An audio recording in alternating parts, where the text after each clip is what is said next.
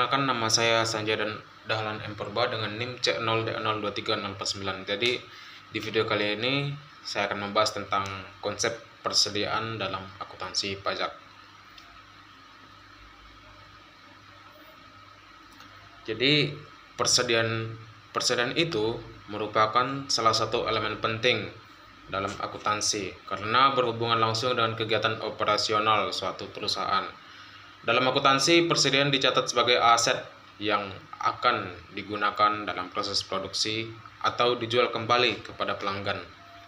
Perencanaan yang tepat terhadap persediaan sangat penting karena akan mempengaruhi laporan keuangan, khususnya dalam perhitungan harga pokok penjualan dan laba perusahaan. Dalam perpajakan, pencatatan persediaan juga memiliki peran krusial dalam menentukan penghasilan kena pajak. Kesalahan dalam pencatatan atau penilaian persediaan dapat menyebabkan perbedaan perhitungan laba, yang pada akhirnya berpengaruh pada jumlah pajak yang harus dibayarkan. Oleh karena itu, metode penilaian persediaan yang digunakan harus sesuai dengan ketentuan perpajakan agar tidak menimbulkan kesalahan dalam pelaporan pajak. Jadi itu awalnya.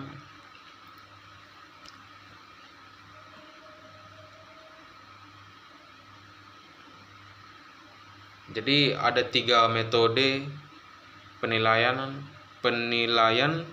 persediaan dalam akuntansi pajak. Yang pertama itu ada first in first out atau disingkat FIFO.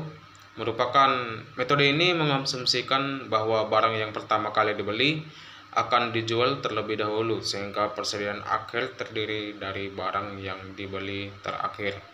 Yang kedua ada average cost atau biaya rata-rata. Metode ini menghitung rata-rata biaya setiap unit persediaan untuk menentukan nilai persediaan akhir dan HPP. Yang ketiga ada identifikasi khusus. Metode ini digunakan untuk barang-barang yang memiliki karakteristik unik seperti kendaraan atau perhiasan, di mana biaya tiap unit dapat diidentifikasi dengan baik. Yang keempat ada LIFO, last in first out. Metode ini mengasumsikan bahwa barang terakhir masuk akan dijual terlebih dahulu. Namun metode ini tidak diperbolehkan dalam perpajakan di Indonesia karena tidak mencerminkan realitas biaya yang dibayar atau realitas biaya yang wajar. Jadi pengaruh persediaan terhadap pajak penghasilan. HPP dipengaruhi oleh metode penilaian persediaan. Semakin tinggi nilai HPP, semakin rendah laba kena pajak, sehingga pajak yang dibayar lebih kecil. Dampak penilaian persediaan terhadap laba kena pajak mempengaruhi laba bersih dan kewajiban pajak. Jika persediaan dinilai lebih rendah, maka laba akan lebih kecil dan pajak yang dibayar berkurang, sehingga jika persediaan dinilai lebih tinggi.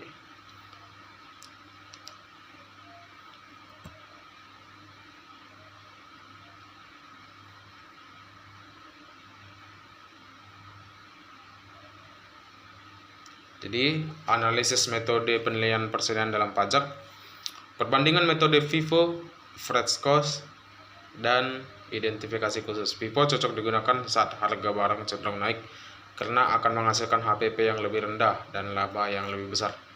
Sedangkan average cost memberikan perhitungan yang lebih stabil karena menghindari fluktuasi besar dalam laporan keuangan. Dan yang ketiga ada identifikasi khusus, digunakan untuk barang-barang bernilai tinggi dan tidak dapat digantikan dengan barang lain. Dampak pemilihan metode terhadap laporan pajak. Pemilihan metode yang berbeda akan menghasilkan perbedaan dalam laba kena pajak dan kewajiban yang harus dibayar. Jadi kesimpulannya, persediaan merupakan aset penting dalam akuntansi yang mencerminkan barang yang dimiliki perusahaan untuk dijual atau digunakan dalam proses produksi. Dalam konteks perpajakan Indonesia, penilaian persediaan harus sesuai dengan metode yang diakui, yaitu FIFO dan average cost. Pemilihan metode penilaian ini berpengaruh langsung terhadap perhitungan harga pokok penjualan dan laba kena pajak yang pada akhirnya menentukan besarnya pajak penghasilan yang harus dibayar oleh pemerintah.